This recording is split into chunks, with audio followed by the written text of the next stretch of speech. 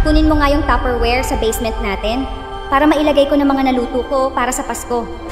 Junel, Jasper, kayo ba yan? Huwag naman kayo magbiro ng ganyan, oh. Lumayo ka sa akin, parang awa mo na. Sino ka ba? Ma'am, mukhang wala pong pagkakakilanlan ng pumasok sa bahay niyo.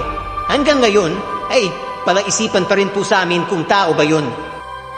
Gabi ng Lagim. Bago natin umpisahan ang ating pakikinig, huwag kalimutan na i-like and share ang ating video. At syempre, huwag din kakalimutan na mag-subscribe dahil panigurado, aabangan mo pa ang mga susunod nating video. Magandang gabi mga kalagim. Magpapasko na, alam ko. Lahat sa atin ay magdidiwang ng Kapaskuhan kasama ang kani-kanilang mga pamilya. Sa kwento na ito, gusto ko sana i-share sa inyo ang kwento na hango sa experience ng mga kalagim natin sa araw ng Kapaskuhan. Gabi po noon ng bisperas. Nung bata pa ako, tuwing Kapaskuhan, sa bahay po namin laging nagdiriwang ng bisperas ang aking buong pamilya.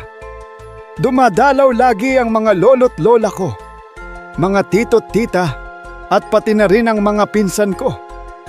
2010 nung taon na yon, mga 12 years old po ako. Nasa kusina po si nanay nung gabi na yon. Naghahanda siya ng aming kakainin sa Kapaskuhan.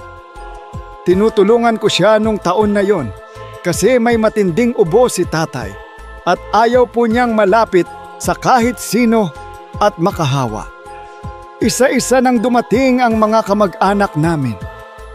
Si Tito Manuel ang unang dumating, kasama sina Junel at Jasper, mga pinsan ko. Sila yung pinakamalapit sa edad ko, kaya sila yung mga pinsang malapit sa akin. Pagdating nila, nakalimutan ko na tulungan si nanay kasi binigyan ako ni Junel ng laro para sa PlayStation ko na matagal ko nang gustong laruin. Tumakbo kami ni Junel sa kwarto ko para maglaro. At si Jasper naman ay sumunod lang para manood.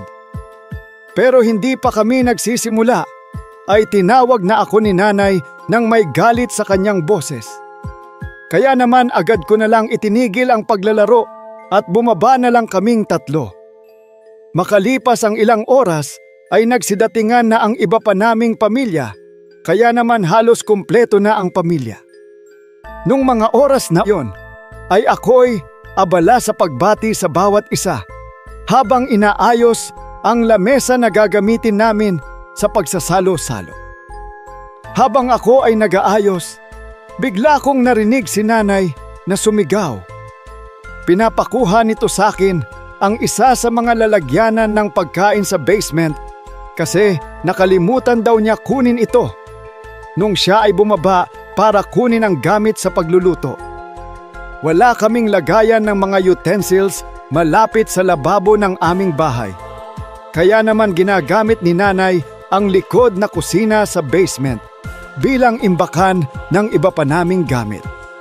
Kaya naman pumunta ako sa basement para kunin ang Tupperware na pinapakuha ni nanay.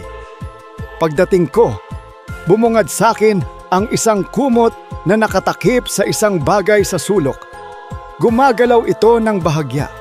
Kaya nung mga oras na yon ay akala ko isa sa mga pinsan ko na nagtatago para takutin ako.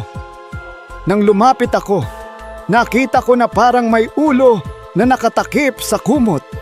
Kaya naman malakas ang loob ko na sila lang ito at hinihintay lang ako para gulatin ako. Pero biglang namatay ang ilaw sa basement at narinig ko ang pagsara ng pinto. Sumigaw ako, "Ay, ano ba?"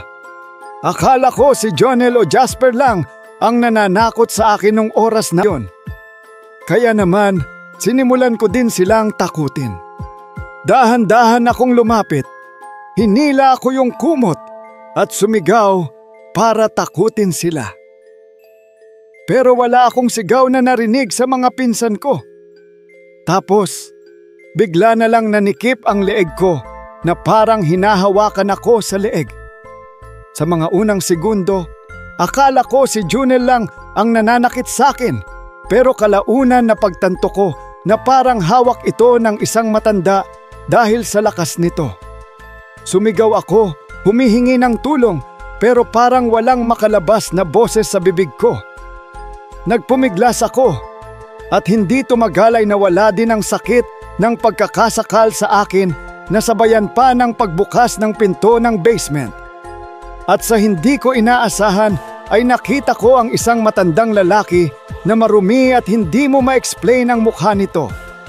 Tumakbo siya papunta sa pinto ng basement na patungo sa likod ng bahay.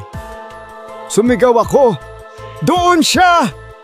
Narinig ng mga tito ko ang pagkakasigaw ko kaya naman pumunta sila sa basement at tinuro ko ang pinto palabas sa likod ng aming bahay. Nagmamadali ang mga tito ko at tumakbo papunta sa labas. Umiiyak ako, nanginginig ang katawan ko at ramdam ko ang takot, kaya naman tinawag ni nanay ang mga pulis. Pagbalik ng mga tito ko mula sa paghahanap, wala na siya. Wala na akong makitang palatandaan kung nasaan siya. Sinabi ng pulis na mukhang isang palaboy na nagtatago mula sa malamig na panahon. Kaya magmula noon, palubog pa lang ang araw ay kinakandado na namin ang mga pinto at bintana sa likod ng aming bahay. Hanggang ngayon, ito'y isa pa ring palaisipan kung sino at ano ba talaga ang pagkatao o pagkakakilanlan ng nakita ko sa basement namin. Hanggang ngayon ay takot pa rin ang umiiral sa akin pag naiisip ko ang bagay na yon. Kung kayo ay masugid na taga-subaybay ng Gabi ng Lagim, ay panigurado na masasagot ninyo ang katanungan ko. Sino sa palagay ninyo ang nasa ilalim ng basement?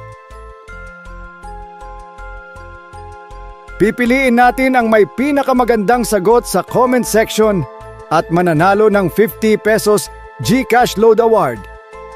Sumubaybay lang kayo araw-araw sa ating mga video at baka isa na rin kayo sa mga mapalad na manalo.